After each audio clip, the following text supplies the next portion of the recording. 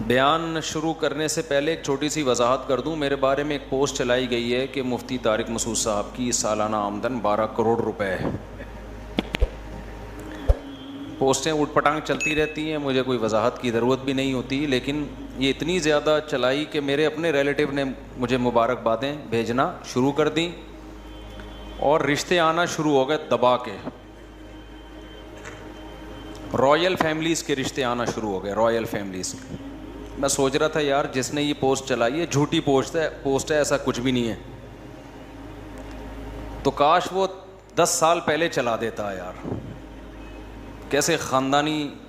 अब भी अल्लाह का शुक्र है मेरे जो ससुराल है मैं उनको रॉयल फैमिली ही समझता हूँ मेरे हिसाब से, लेकिन 10 साल पहले चल जाती ना ये तो शाही ख़ानदान के रिश्ते आते, दबा के रिश्ते आ रहे हैं 2-3 दिन से ना। उधर फ़ोन हम कह रहे हैं कि भाई नहीं भाई, बस क्या बताऊँ, ज़्यादा डिटेल में नहीं जाता, मेरे ससुराल वाले पकड़ के कूटेंगे मुझे ना। तो पाकिस्तानियों को अल्लाह हिदायत दे यार, कुछ प्रोपेगेंडा किया करो थोड़ा सोच समझ के। 12 करोड़ साल का मतलब है महीने का 1 करोड़ ठीक। मेरा महीने का 1 करोड़ था। सबसे पहले मस्जिद में एसी लगवाता मैं, यहाँ पे गरीबों वाली मस्जिद है हमारी। खैर, और अगर बिलफर्ज हैं 12 करोड़ तो उसमें टेंशन की तो कोई बात ही नहीं है। अगर बिलफर्ज हैं, अव्वल नहीं है, हकीकत यही है कि नहीं है, ये झूठी पोस्ट है। लेकिन अगर 12 करोड़ के बजाय 24 करोड़ हो, 1 अरब भी हो, तो किसी की ज़ातियात पे जाना, उसके बारे में पोस्टें चलाना, ये इतना कमा रहा है, फिर लोगों के कमेंट्स, कोई मुबारकबाद दे रहा है, कोई बुरा भला कह रहा है, कोई कह रहा है हमें खुशी हुई, कोई कह रहा है ये देखो इन मौलवियों के चस्के देखो, इतने इतने पैसा कमा रहे हैं। तो ये बहुत ही एक घटिया सोच है। पोस्ट चलाने वाले ने तो जो भी नीयत थी चला दी, लेकिन कमेंट से पता चलता है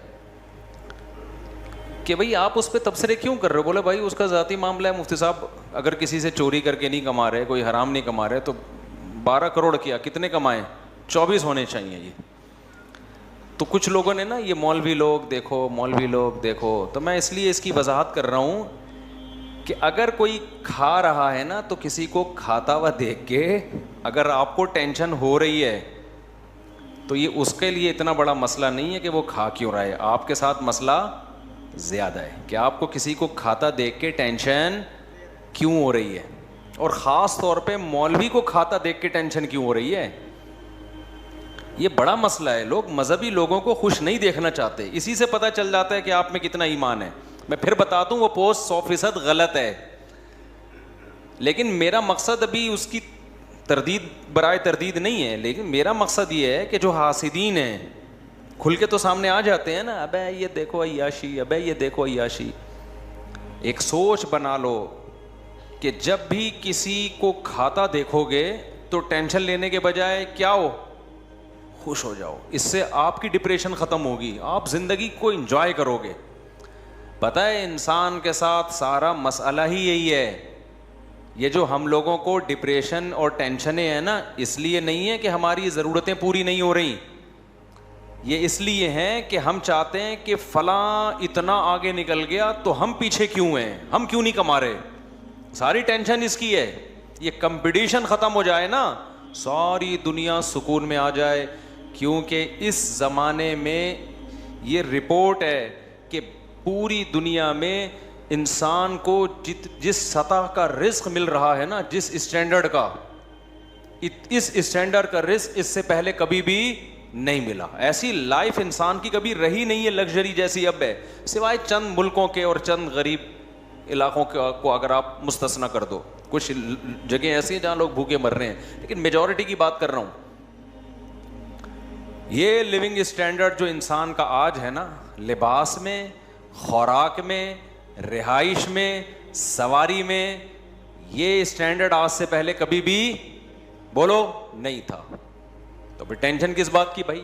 टेंशन इस बात की कि उसका मुझसे भी अच्छा क्यों है, इसी में मर रहे हैं सारे।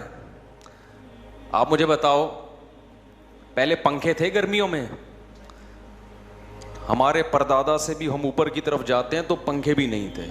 बहुत मालदार लोग होते थे जो मुलाजिम रखते थे, जो यूं यूं यूं यूं बैठ के पंखे चलाते रहते थे। जैसे ही वो हटा तो बस गर्मी से पसीना निकलना शुरू। मैंने ऐसे गांव में टाइम गुजारा है जहां लाइट नहीं है, गर्मियों में भी वहां टाइम गुजारा, तो मुझे अंदाज़ा हुआ कि वंस अपॉन अ टाइम लोग कैसे रहा करते थे भाई, कैसे रहा करते थे यार, लेकिन फिर भी रहते थे। क्या आज जो खुराक मुयस्सर है पहले मुयस्सर थी? पहले मुर्गी खाना ये मालदारों का काम था, कहते हैं मुर्गे खा रहा है। अब चिकन बिरयानी हर ठेले पे मिल रही है, गरीबों का खाना है बिरयानी। तो हम थोड़ा सा बयानात में तारीफ़ें करके थोड़ा दोबारा बिरयानी पे ले आते हैं लोगों को। शादी ब्याह में वलीमों में बिरयानी पका करती थी, अब तो हर घर में बिरयानी की तो कोई वैल्यू नहीं रही है, तौहीन है बिरयानी की है। लेकिन खैर अब हो रही है तौहीन, क्या करें। कितना चिकन कितनी आम हो गई है, गोश्त कितना आम हो गया है, अंडे कितने आम हो गए हैं। पहले अंडे खाना मालदार लोगों की अलामत थी। खुराक कितनी मयारी हो गई इंसान की, लिबास कितना मयारी हो गया, 6-6, 10-10, 15-15 जोड़े संभाल के रखे हुए हैं। ज़रा सा पसीना आया कपड़े चेंज किए। पहले नहीं उसी को सीटते रहते थे। नहाना कितना आसान हो गया, वॉशरूम में जाओ, खोलो शावर, बस खड़े हो जाओ, खुद ब खुद ऑटोमेटिकली नहा के, जैसे ऑटोमेटिक मशीन होती है ना, कपड़े डालो निकल आए। मशीनें देख लो, ख़वातीन पहले कैसे कपड़े धोती थी, हमारी माएँ दादियाँ डंडे उठा उठा के कूट रही होती थी कपड़ों को। अब मशीन में डालो, धुल धुला के ऑटोमेटिक मशीनें खुद ही सारे प्रोसेस से गुजर के कपड़ा बाहर। उसमें भी फिर ख़वातीन कहती हैं एक्चुअली वो, फिर वो करता हूँ, फिर ख़वातीन बहुत गुस्से होती हैं, काम बहुत हैं। काम क्या है भाई, आपका काम क्या है ना? मर्दों थोड़ा बहुत, मर्द का तो फिर भी थोड़ा सा बॉस से कुछ सलावातें सुन लेगा, आपका तो सलावातों वाला काम भी, पहले सासों से जो सलावातें सुना करती थी वो भी क्या हो गया। एक थोड़ी सी सलावातों की टेंशन होती थी, अब वो भी क्या है, सास का तो एहतराम ही मार्केट से शॉर्ट हो गया। तो उसमें जो है ना, पैम्पर देखो क्या कर रहा है आजकल। कितनी बड़ी बड़ी जिम्मेदारियां किसने उठा ली हैं? पैम्परों ने उठा ली। तो कितनी लग्जरी लाइफ है ना इंसान की। लेकिन डिप्रेशन कम हो रही है, बढ़ रही है? क्यों? कंपटीशन। अबे उसकी मुझसे भी ज्यादा। किसी गरीब के घर पुराने ज़माने में पंखा लगा देते ना, खुशी से बेहोश हो जाता कि यार बटन दबाओ खुद ही हवा आ रही है। अब इस पे डिप्रेशन हो रही है कि मेरे घर में एसी क्यों नहीं है, सारी दुनिया ने एयर कंडीशन लगा लिया, मेरे घर में क्यों नहीं है। तो ये दिमाग में बिठा लो, जब तक सुकून नहीं मिलेगा, जब तक ये दुनिया में कंपटीशन और तकाबुल का जज्बा ख़त्म नहीं होगा। और ये ख़त्म होता है दुनिया को मुसाफिर खाना समझने से। समझते हो? दुनिया को क्या समझने से? मुसाफिर। उलमा के पास अगर पैसा आता भी है तो लोग उनके ना पैसे को देखते हैं, ये यूं कर रहे हैं, यूं कर रहे हो। भाई जब नहीं था तो कोई टेंशन नहीं थी, क्योंकि कंपटीशन नहीं है, कोई उनके दिमाग में तकाबुल नहीं है कि हमने पैसे में उससे आगे बढ़ना है, इससे सुकून है। जब नहीं होता तो नहीं होता, होता है तो भी वो टेंशन नहीं होती जो आम लोगों को हो रही होती है कि भाई जा भी सकता है। अल्लाह ताला सबकी हिफाजत करे। लेकिन ये जो कंपटीशन का जो दिमाग में खोपड़ी में घुस गया है ना, इस को खोपड़ी से क्या करो, निकालो। इसके बगैर ज़िंदगी में सुकून के अलावा सब कुछ मिलेगा, सुकून के अलावा सब कुछ। इसको निकाल दो।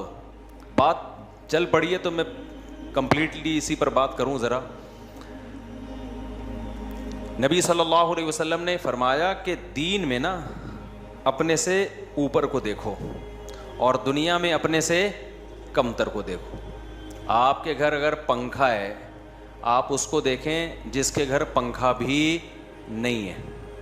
एक तो बड़ा मसला ये है कि इंसान के पास थोड़ा सा पैसा आता है ना, तो अपने से ज़्यादा मालदारों में जाके रहना शुरू कर देता है। वो थोड़ा सा पैसा आया तो लिविंग स्टैंडर्ड अपनी औकात से ज़्यादा ऊंचा, उसके बाद फिर वहाँ जा के फिर वही टेंशन। अबे यार उसके पास तो रोज़ाना गाड़ी बदलता है, मैं तो 10 साल से की गाड़ी लेके घूम रहा हूँ। अच्छा, मालदारों के साथ एक बड़ा इशू पता है क्या है? क्योंकि इंसान की नेचर है कि वो इज्जत तलाश करता है। अब मालदार के पास जब पैसा आता है ना तो उसको इज्जत माल में नजर आती है, क्योंकि जब दोस्त अहबाब आपस में बात करते हैं, अबे तू क्या खरीद रहा है, अबे मैंने ये इतने की घड़ी खरीदी, मैंने ये इतने का मोबाइल खरीदा, मैंने इतने का प्लॉट खरीदा, मैं ये तो इज्जत का मयार क्या बन जाता है? दौलत। अब आपकी इज्जत ही दौलत की वजह से हो रही है, तो आप दौलत पे कॉम्प्रोमाइज नहीं करोगे फिर। यार पैसा ना जाए भाई, मेरी इज्जत की क्या हो जाएगी, ऐसी की तैसी। ये चीज है जो दौलतमंद को डिप्रेशन में लेके जाती है। उसकी तो इज्जत ही किस बेस पे हो रही है? देखो इसकी मिसाल देता हूं, उससे बात समझाता हूं, फिर इसका इलाज भी बताऊंगा। मैंने बहुत ज्यादा दौलतमंदों में ये डिप्रेशन देखी है। बाज दौलतमंद तो ऐसे देखे ऊपर से मुझे खिसके हुए लगे, वो कि खिसक गए अभी, सही नहीं रहे वो, इतना पैसा आ गया, ऊपर की सेटिंग क्या हो गई।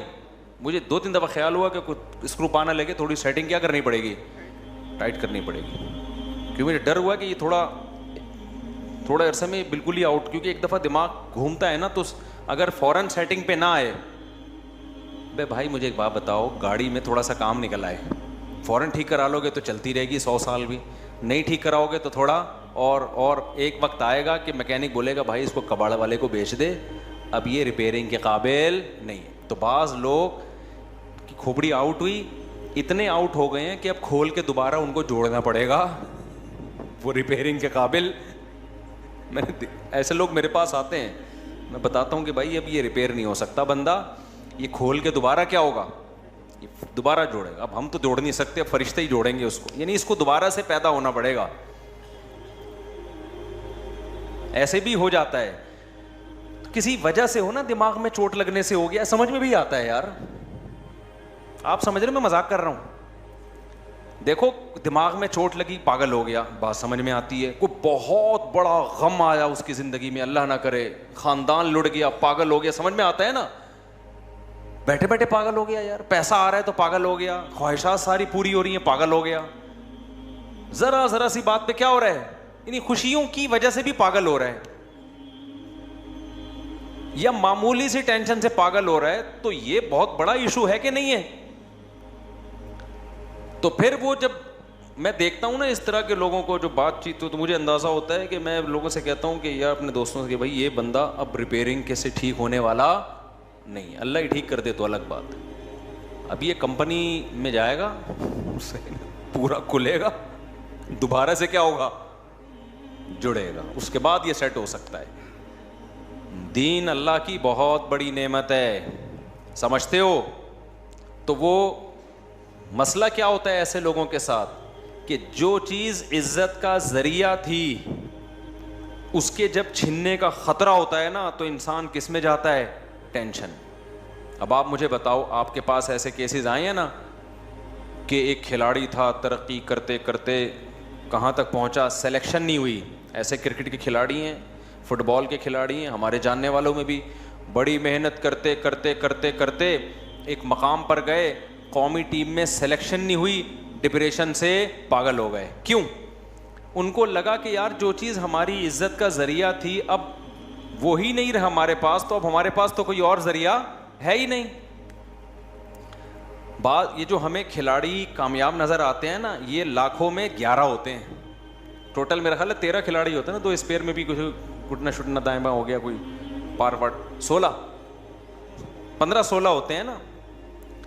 तो ये जो हमें नजर आ रहे होते हैं ना 15-16 के कामयाब तरीन लोग, ये 15-16 हजार नाकामों में से 15-16 कामयाब निकले हुए होते हैं। इसलिए मैं बार बार कहता हूं, खेल कूद को कभी भी अपना ओढ़ना बिछोना मत बनाओ, क्योंकि हमने जिंदगियां बर्बाद होते हुए देखी हैं।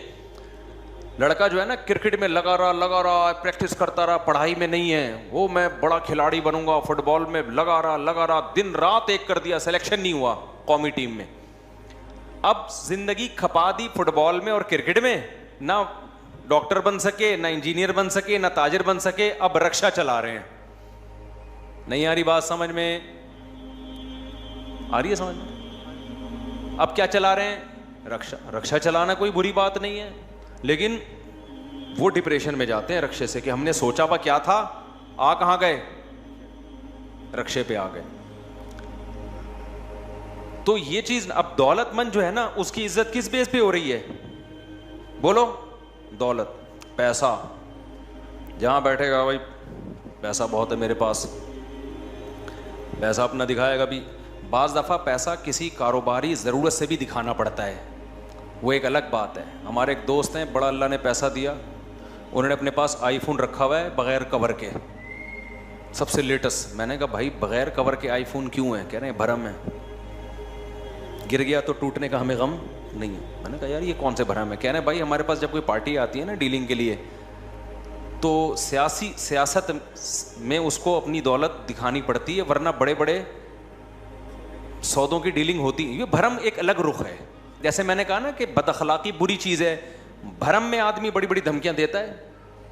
मैंने एक पूरा जुम्मे का बयान इस पे किया था कि गुस्से में ये कहना कि बेगम मेरी खोपड़ी घूम जाती है गुस्से में, तो ये आपके पागल होने की अलामत है। अक्लमंद आदमी की गुस्से में खोपड़ी नहीं घूमती, गुस्से में ही तो आजमाइश है कि खोपड़ी अपनी जगह पे आके घूम रही है। क्या ख्याल है? अबे भाई जो लड़के आम तौर पे कहते हैं ना, अबे तेरे भाई की खोपड़ी तुझे पता है गुस्से में तो घूम जाती है, अबे तेरा भाई को जब गुस्सा आता है, तो असल में वो बता रहा होता है कि मैं गधा हूं। वो क्या बता रहा होता है कि मैं क्या हूं? ये कोई कमाल नहीं है कि गुस्से में तुम्हारी खोपड़ी घूम जाती है। असल में तो खोपड़ी के सही इस्तेमाल का टाइम ही क्या है? गुस्सा। कि उस वक्त कितना कंट्रोल होते हो तुम। नॉर्मल हालत में तो हर आदमी की खोपड़ी सेट रहती है। जो पागल किस्म के लोग होते हैं गुस्से में खोपड़ियां घूमती हैं, फिर ऊट पटांग कत्ल कर देते हैं, तलाकें दे देते हैं, सर फोड़ देते हैं, गालियां देना शुरू कर देते हैं। असल कमाल क्या है? गुस्से में आप क्या हो? अपने आप को कंट्रोल में रखो। लिहाजा मैंने बताया था कि ये डायलॉग कि गुस्से में मेरी खोपड़ी घूम जाती है, ये डायलॉग आपके गधे होने की दलील है। ये कभी ना बोला करो कि गुस्से में तेरे भाई की खोपड़ी घूम जाती है, तो इसका मतलब आप खुद बता रहे हो कि मैं क्या हूं? मैं इंसान नहीं, मैं गधा हूं। जानवर में इंसान में यही तो फर्क होता है। बैल को देखा है, भैंसे को जब गुस्सा आता है उसको खोपड़ी सही रहती है, घूमती है, घूम जाती। तो आप भी बैल हैं, इसके कट्टे हैं आप भी। लेकिन मैंने ये भी बयान में बताया था कि सियासतन कभी ये कहना पड़ता है भरम के लिए कि गुस्से में मेरी खोपड़ी, ये रोब के लिए। मिसाल के तौर पर आपकी शादी हुई, आप बेगम को रोब में लेना चाह रहे हो, आपने बेगम को बता दिया कि बेगम एक बात ये मैं तुम्हें कान खोल के सुन लो कि मुझे जितना भी गुस्सा है मैं रहता नॉर्मली हूँ। तो जो ख़ानदानी औरत होगी वो कहेगी माशाल्लाह इतना अच्छा है, जो गैर ख़ानदानी होगी वो कहेगी मेरे को बड़ा बेहतरीन किस्म का बेवकूफ़ आदमी मिल गया। इसके साथ जो भी कर लो, गुस्से में हमेशा ये क्या रहेगा? ठंडा रहेगा। तो जो गैर ख़ानदानी होगी वो तो फिर वो कुछ करेगी आपके साथ। तो ऐसे मौके पे गैर ख़ानदानी, हर औरत ऐसी नहीं होती, तो गैर ख़ानदानी को आप भरम में लेने के लिए, रोब डालने के लिए आप क्या कहेंगे? बेगम ये काम ना करना, क्योंकि अगर तुमने ये काम किया और मुझे आ गया गुस्सा, तो अल्लाह से पहले कहो अल्लाह ऊपर ऊपर से कह रहा हूँ मैं ऐसा हूँ नहीं, क्योंकि अल्लाह को बहुत गुस्सा आएगा इस जुमले से कि मैंने तो तुझे ये कहा है कि गुस्से में कंट्रोल कर। वल काज़िमीन अल गैज़, अल्लाह कहते हैं नेक लोग गुस्से में अपने आप को क्या करते हैं? कंट्रोल। उनकी खोपड़ियाँ घूमती नहीं है। तो पहले अल्लाह को अलग से बता दो, ए अल्लाह मैं बेगम को कंट्रोल में लेने के लिए ऊपर ऊपर से एक जुमला कहूँगा दिल में मेरे नीयत नहीं होगी। तो क्योंकि अगर मैंने ये कह दिया बेगम के सामने कि गुस्से में भी मेरी खोपड़ी कंट्रोल में रहती है, तो खोपड़ी तो कंट्रोल में रहेगी, बेगम कंट्रोल में बोलो नहीं रहेगी। रिपोर्ट है ये, बेगम कंट्रोल में नहीं रहेगी। खानदानी औरत तो रहेगी, उसको तो जरूरत ही नहीं है ना। हर औरत थोड़ी, जैसे हर आदमी ठीक एक खानदानी नहीं होता, तो हर औरत कौन सा होती है? अच्छी बुरी हर तरह की होती है। जो इज्जतदार औरत है ना उसको आप रिस्पेक्ट देंगे, बेगम आइए बैठिए, वो इसको इतनी कदर करेगी ऐसा अच्छा मियाँ मिल गया। और जो 2 नंबर ख़ानदान से आई होगी ना उसको आप इज्जत देंगे, वो कहेगी बेहतरीन बंदा मिला है ठीक है ना, उल्लू बनाने के लिए। खैर अब ऐसा ना हो अपने बेगमों से शुबा करना शुरू कर दो। तो ऊपर ऊपर से आप कहेंगे बेगम मैं गुस्से में मेरी खोपड़ी कंट्रोल में नहीं रहती, ये भरम के लिए। तो ऐसे ही बाज़ जुमले मुतकब्बिराना होते हैं, बाज़ तरीक़े मुतकब्बिराना होते हैं, लेकिन वो सियासी भरम या और कोई मसलहत के लिए वो ऊपर ऊपर से एक्टिंग करनी पड़ती है, वो एक्टिंग करनी पड़ती है। जैसे तकब्बुर अल्लाह को पसंद नहीं है, लेकिन मैदान जंग में तवाज़ो का हुक्म नहीं है। हदीस में आता है कि ये जुमला ना शहनशाह कहना किसी को कि बादशाहों का बादशाह, अल्लाह को इस पे गुस्सा आता है कि बादशाहों का बादशाह तो अल्लाह है, या अना अपनी मैं हूं, मैं ऐसा, ये जुमले क्या हैं? अल किब्रिया उरिदाई, हदीस में आता है अल्लाह कहते हैं तकब्बुर मेरी चादर है, जो इसमें ज़रा भी मुझसे झगड़ेगा मैं उसे रुस्वा कर दूंगा। जिसके दिल में ज़र्रा बराबर किब्र हुआ, हदीस में आता है जन्नत में दाखिल नहीं होगा। मूसा अलैहिस्सलाम से बनी इसराइल ने पूछ लिया था कि बड़ा आलिम कौन है, उन्होंने कहा मैं हूं। हालांकि सही बात थी, लेकिन अल्लाह को आपका ये अंदाज पसंद नहीं आया। इतनी सी बात हजरत मूसा ने कह दी थी कि मैं बड़ा हूं, आलिम, और बात भी सही थी, लेकिन अल्लाह ने कहा कि नहीं कहना चाहिए था। कौन बड़ा है? अल्लाह। तो आप बताओ, जब अल्लाह को इतनी सी बात पसंद नहीं कि मैं बड़ा आलिम हूं, तो अल्लाह को ये कहना कि मेरे जैसा कोई है ही नहीं है भाई, ये तो बहुत खतरनाक हो गया ना।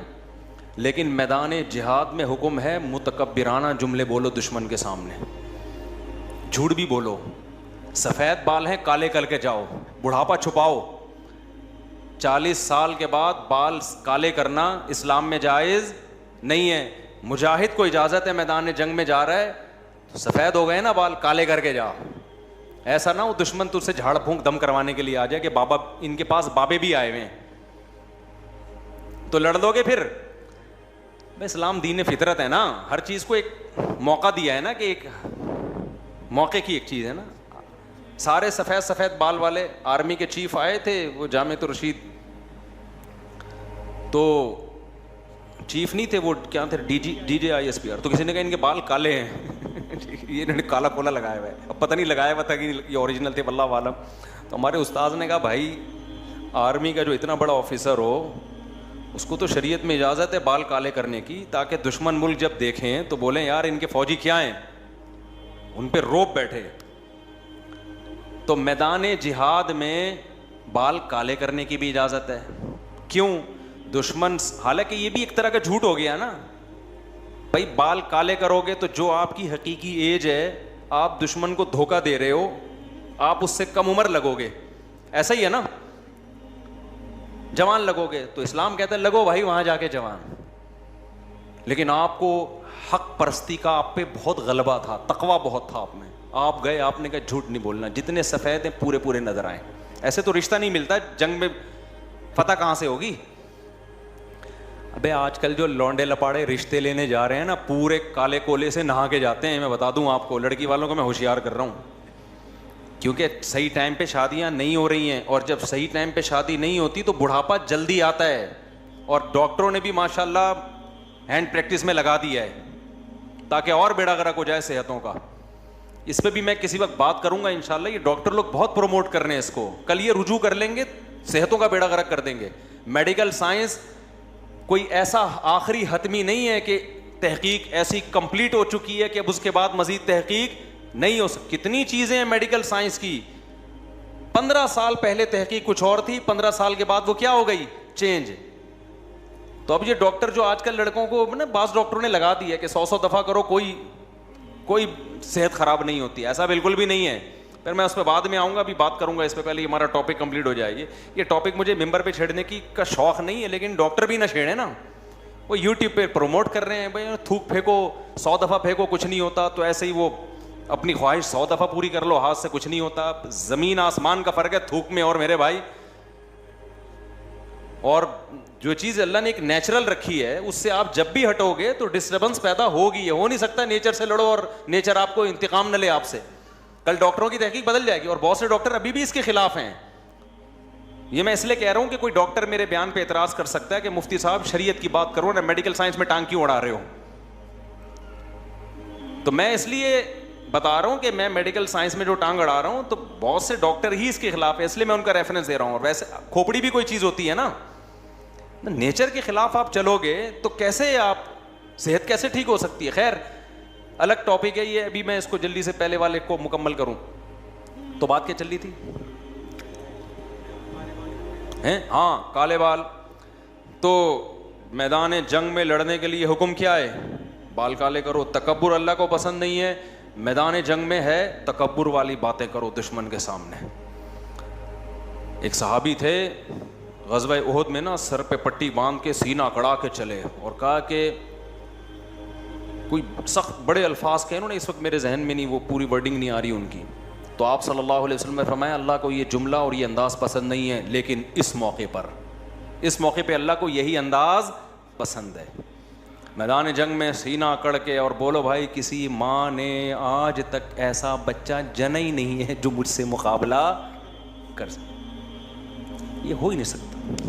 जितना ऐसा नहीं थरथरा रहे हुए कांपते हुए आप दावे कर रहे हो कि ये नहीं हो सकता, तो बिल्कुल ऐसा कॉन्फिडेंस कि भाई ये पॉसिबल ही नहीं है यार, हमसे कौन जीत सकता है। अब उसमें भी लोग बाज़ दफ़ा ना कमेंट्स कर रहे होते हैं कि ये देखो बड़ी बड़ी भड़कियाँ मार रहे हो। तो दुश्मन के सामने जितना बढ़ा चढ़ा के, जितना नहीं भी है ना, 10 से ज़रब दे के बताओ कि तुम कह रहे हो एक एटम बम, हमने तो 20-30 और छुपा के रखे हुए हैं, वो तो हमने बताया नहीं अभी। ठीक है ना। तो वो मैं बता रहा था, वो बड़े मालदार आदमी, वो हमारे दोस्त हैं, उन्होंने कहा आईफोन रखा हुआ, कवर नहीं। मैंने कहा गिर जाएगा, स्क्रैच आएंगे, टूट जाएगा। उन्होंने कहा भाई एक तो आईफोन इतनी जल्दी स्क्रैच आता नहीं उस पर, लेकिन उन्होंने कहा ये भरम है, ये स्टाइल है। मुफ्ती साहब आपको हमारे बिजनेस का नहीं पता।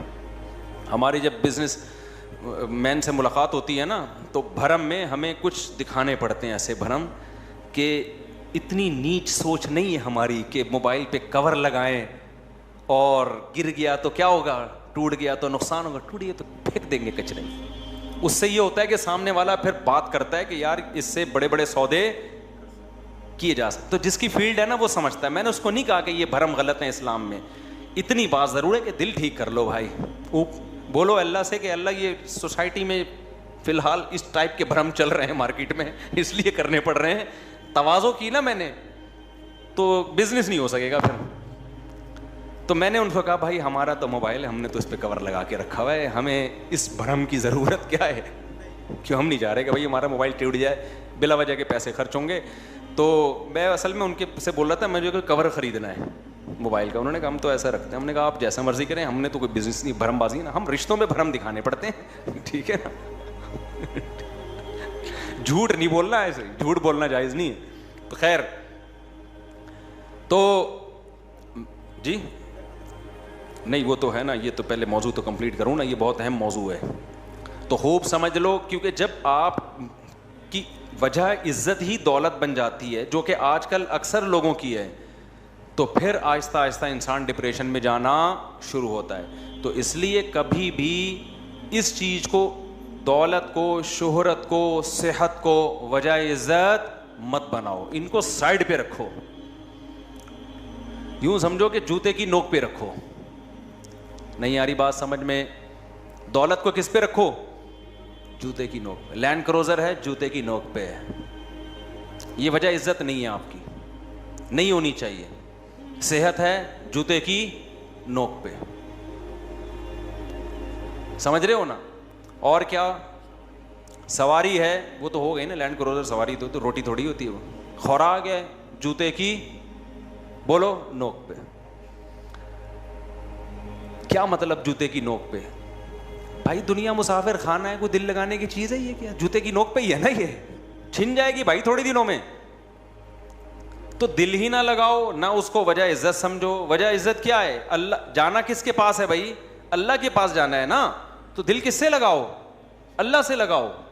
हजरत मुसाब इब्न उमैर रजी अल्लाह ताला अन्हु इतने अरबपति थे कि मक्का में जब घर से, जो दौलतमंद लोग होते हैं ना, खुशबुओं का भी इस्तेमाल बहुत करते हैं, बड़ी महंगी महंगी खुशबू।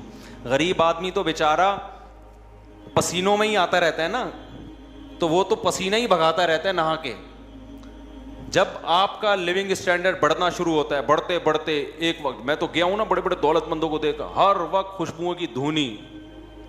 सऊदी अरब में खास तौर पर ये बहुत, अरबों में खुशबुओं का बहुत रुझान है, और ऐसी ऐसी खानदानी खुशबुएं वो हमें यहाँ नजर ही नहीं आती। तो क्योंकि यहाँ जाहिर है इतना पैसा नहीं है ना लोगों के पास, तो नजर कैसे आएंगी? ठीक है ना। तो आप हजरत मुसाब इब्न उमैर रजी अल्लाह ताला अन्हु इतने मालदार, रेशमी लिबास पहना करते थे, खूबसूरत बहुत थे।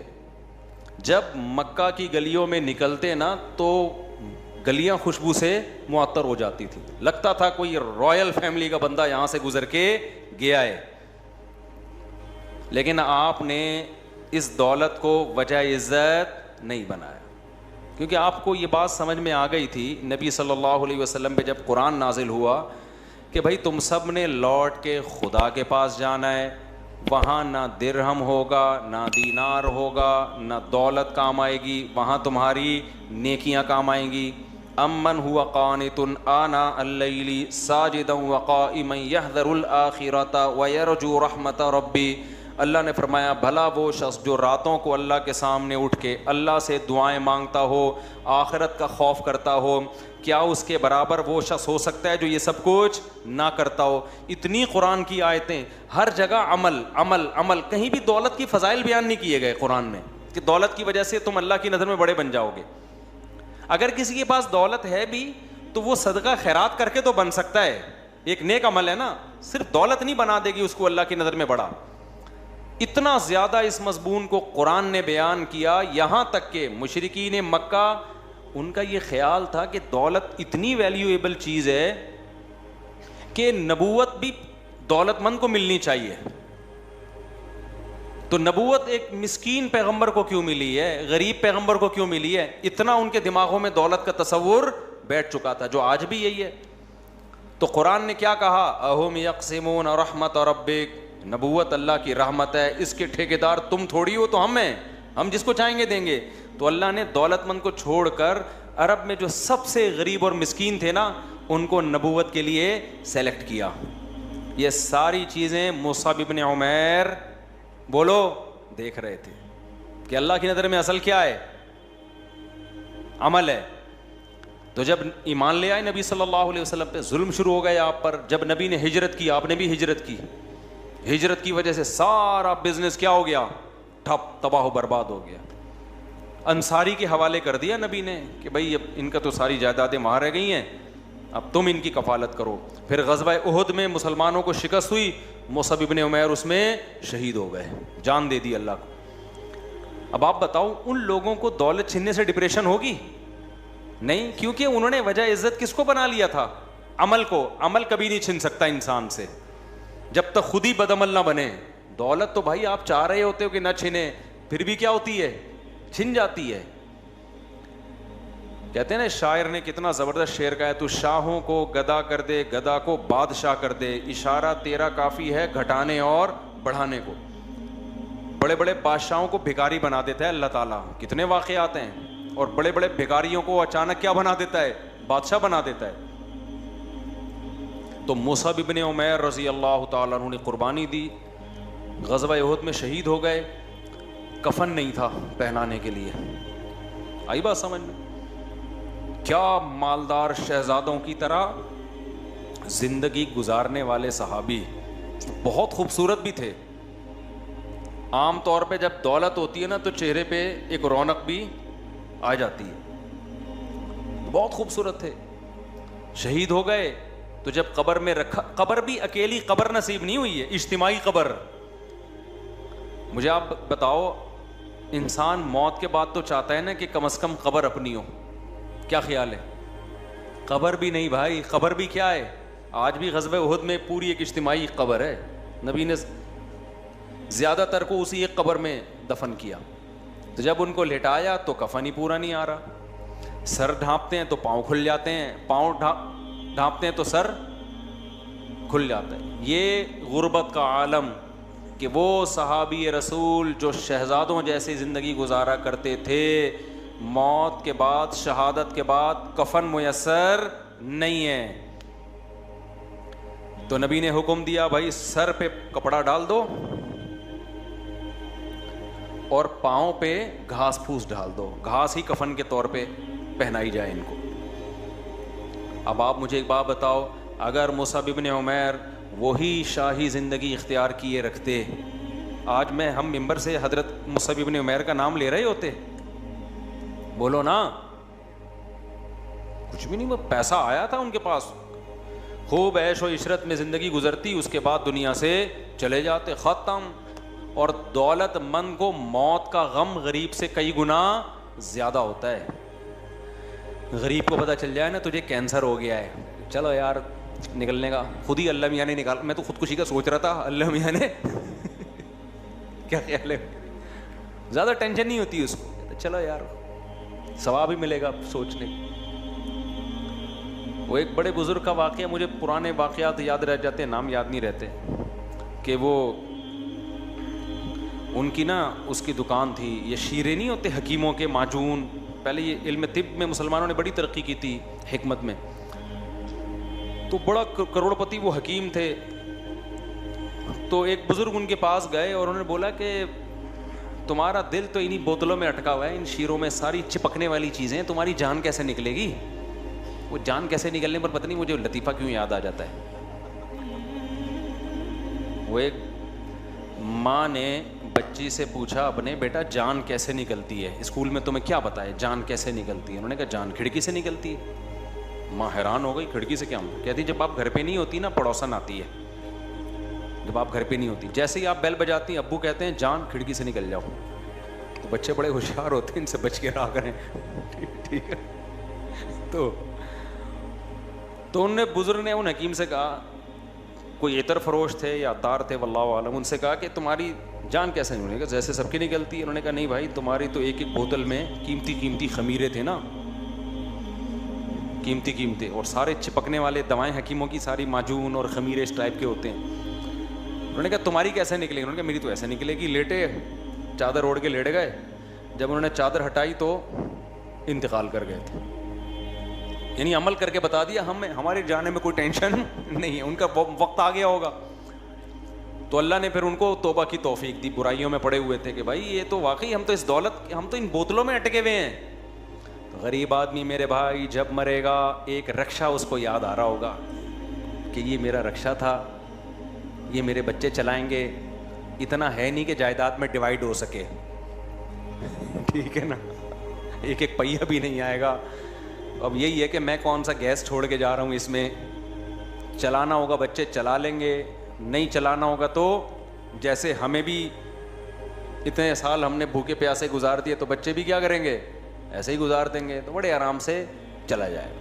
नबी सल्लल्लाहु अलैहि वसल्लम जब दुनिया से जा रहे थे तो हज़रत फ़ातिमा रज़ी अल्लाह अन्हा जो आपकी बेटी थी, वो बार बार क्या कह रही थी, वाह कर बता, हाय मेरे बाप का दर्द। नबी सल्लल्लाहु अलैहि वसल्लम को बहुत ज़्यादा बुखार की तकलीफ़ थी। ऊ आकू कमा यू आकू रजुलान, नबी ने फरमाया जितनी एक आम शख्स को बुखार में तकलीफ़ होती है, मुझे उसकी दुगनी होती है। अल्लाह ताला ने नबी सल्लल्लाहु अलैहि वसल्लम को वफ़ात के वक्त बीमारी की डबल तकलीफ़ दी ताकि आपके आखिरत में दर्जात बुलंद हो जाएं। गुनाह तो होते नहीं हैं, तो अल्लाह अपने महबूब लोगों को बाज़ दफ़ा तकलीफ़ में डालते हैं कि अब सारी तकलीफ़ें ख़त्म हो रही हैं, तो अब दुनिया में ज़्यादा तकलीफ़ दे दो ताकि और आपका दर्जा बुलंद हो जाए। तो हज़रत फ़ातिमा जब नबी सल्लल्लाहु अलैहि वसल्लम को बुखार में देखा ना, शदीद तकलीफ़ में, तो क्या फ़रमाया, वाह कर बता, हाय मेरे बाप का दर्द। तो नबी ने क्या फ़रमाया, ला करबा अला अबी का बादल यऊम, ए फ़ातिमा आज के बाद तेरे बाप पर कोई तकलीफ नहीं आएगी, बस ये आखिरी तकलीफ है, इसके बाद अब क्या हमेशा कभी भी तेरे बाप पे कोई तकलीफ, कोई भी जिस्मानी तकलीफ नहीं आएगी। तो जो नेक लोग होते हैं ना, मौत के वक्त उनको एक तसल्ली होती है, एक तसल्ली होती है। हमारे हजरत मुफ्ती रशीद अहमद साहब रहमहुल्लाह ताला बुढ़ापे के वक्त में ना मौत को बहुत याद करते थे और फरमाते थे, बस अभी दुनिया से जाने वाले हैं, सैयदुल अंबिया मोहम्मद सल्लल्लाहु अलैहि वसल्लम से मुलाकात होगी, सारे बुजुर्गान दीन से मुलाकात होगी। अच्छा, इन बुजुर्गों से, नबी से मोहब्बत होगी तो मौत का के जाने का एक खुशी भी होगी ना। जिनको फनकारों से, अदाकाराओं से, एक्टरों से मोहब्बत है, उनको तो ये भी गम, ये भी खुशी नहीं, क्योंकि उनसे मुलाकात पता नहीं किधर होगी इनकी। ठीक है, मोहब्बत खुदा की कसम बहुत बड़ी नेमत है, बहुत बड़ी नेमत। अमल से ज़्यादा वैल्यू शरीयत में मोहब्बत की है कि आपको मोहब्बत किससे है। देखो, कुछ लोग बुराई से बचते हैं, आदत होती है उनको बचने की, लेकिन बुराई से नफरत नहीं होती उनको, वैसे ही बच रहे होते हैं। इससे बेहतर वो है जो बुराई से नफरत करता है, अगरचे बुराई उससे हो जाती है, लेकिन ये फिर भी उससे बेहतर है। ये नहीं कि आप नफरत करके बुराइयां करना शुरू कर दें, मेरा मतलब कंपेयर करना है दिल की अमल की वैल्यू शरीयत में जिस्मानी अमल से ज्यादा है। मोहब्बत करना, नफरत करना, ये जिस्मानी अमल है, दिल का अमल है, दिल का अमल है।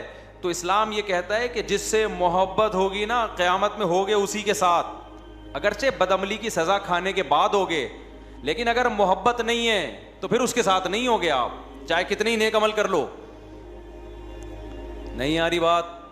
तो नेक लोगों से मोहब्बत, पैगंबरों से मोहब्बत, सहाबा से मोहब्बत, मुहद्दिसीन फुक़हा से मोहब्बत, ये हल्की चीज़ नहीं है। आज हमारा जो एक लिबरल तबका है ना, उसका बड़ा मसला बदअमली नहीं है, उसको काफिर से मोहब्बत मुसलमान से ज़्यादा हो गई है। वो कहते हैं यार काश हम अमेरिका में पैदा हो जाते, यार गोरों वाली लाइफ होती हमारी।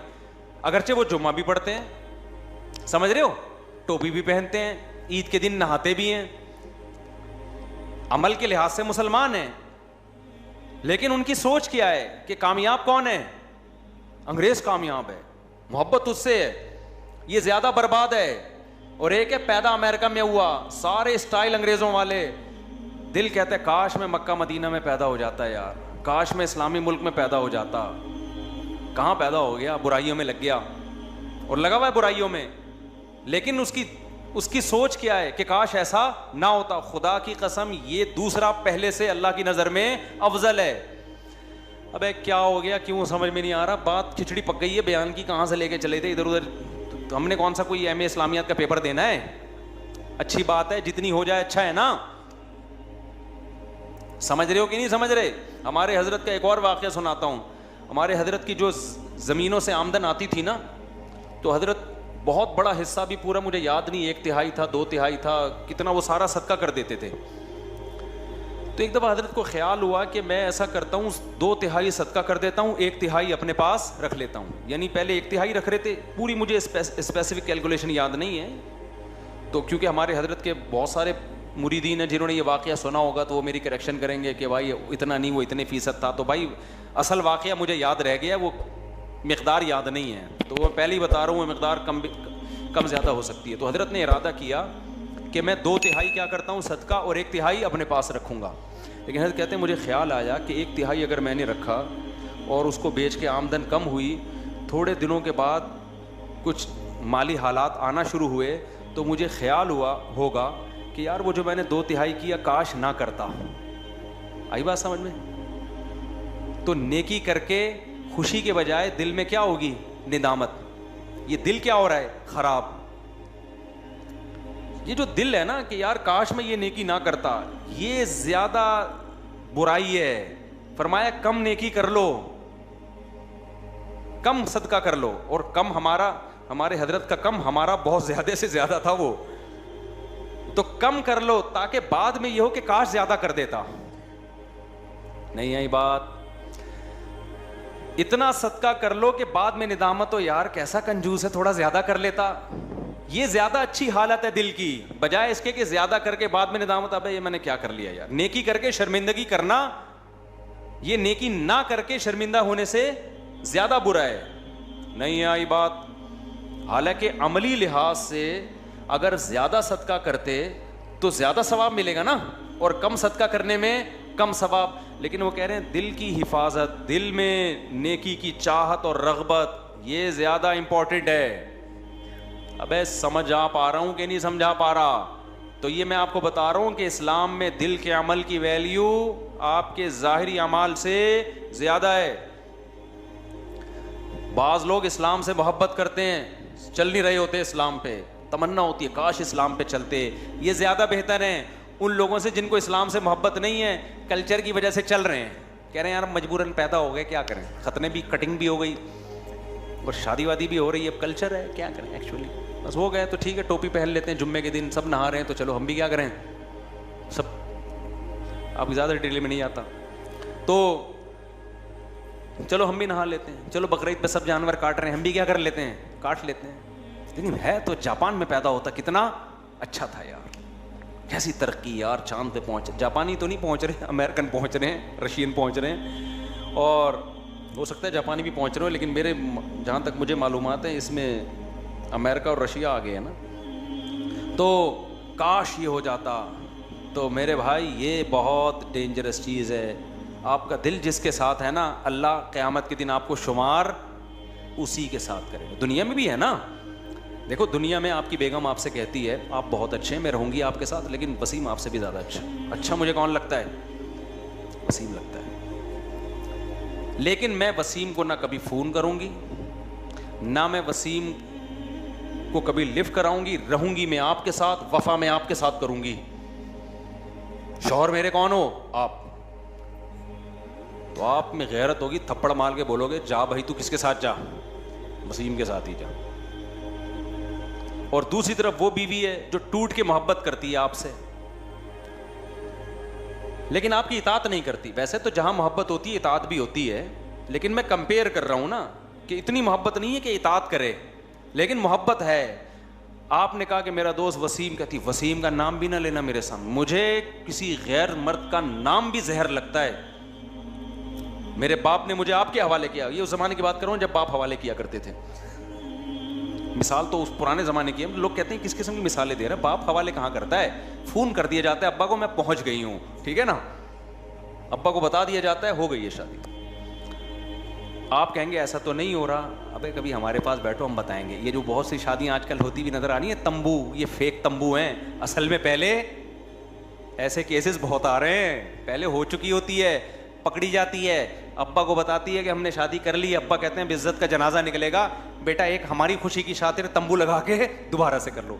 सब जगह नहीं हो रहा कि बदगुमान हो जाए, जो भी तंबू जाए वहाँ आप इंक्वायरी करना शुरू करते हैं, पहले हो गई थी ये झूठी मूठी का हो रहा है, लेकिन हो ऐसा भी शुरू हो गया है। खैर, तो दिल की जो हिफाजत है वो अमल से ज्यादा है। आप हज करने गए, ख्याल आया यार किधर आ गए यार, टेंशन में आ गए यार, ना आते अच्छा था भाई, देखा अल्लाह माफ़ फरमाए, ऐसे भी होता है बाज़। अब आ गए हैं तो मजबूरी है यार, पूरा काफिला आया हुआ है, भाग भी नहीं सकते यहाँ से। इससे बेहतर है ना आते और दिल यहाँ अटका हुआ होता है। ना करते हज और सोचते काश मैं कहाँ चला जाता हज में। समझते हो कि नहीं समझते? एक तो नेचुरल, एक तो कुदरती तौर पे तकलीफ होती है ना हज में, वो तकलीफ तो एक फितरी है, वो तो इसलिए कि ताकि सवाब मिले। कोई वहाँ स्विट्जरलैंड थोड़ी है जो आप इंजॉय करने जा रहे हो, वो तो नेचुरल है। लेकिन ये ख्यालात आना काश मैं ना आता। मुझे याद है बचपन में मेरी जब 7-8 साल उम्र थी, शदीद गर्मियों के रोज़े थे, तो मेरे बड़े भाई ना मुझे मना कर रहे थे रोज़ा ना रखो। अन्नूर में हमारे रिलेटिव रहते थे, उस वो कराची की बसें बड़ी ख़तरनाक थी। मेरे भाई मना कर रहे आज रोज़ा ना रखो, मैंने रख लिया रोज़ा। 8 या 10 साल मेरी एज होगी। अब रोज़ा रख के हम अन्नूर में ना वो 4K पता नहीं 4J टाइप की बस थी कोई, वो नहीं पटपटी सी बसें होती थी, भरी हुई होती थी, उसमें बैठ गए हम। अब जा रहे हैं नेवल कॉलोनी हॉक्सबे रोड की तरफ। मुझे रोज़ा लगना शुरू, और बस में तो उल्टी भी आती है, अजीब सी तबीयत। 11 बजे का टाइम है, मैं बार बार बोलूँ काश मैं रोज़ा ना रखता, काश मैं रोज़ा।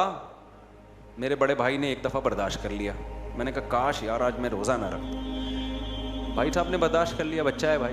दूसरी दफ़ा फिर मैंने काश यार मैं रोज़ा ना रखता। मुझे ये वाकया याद रह गया,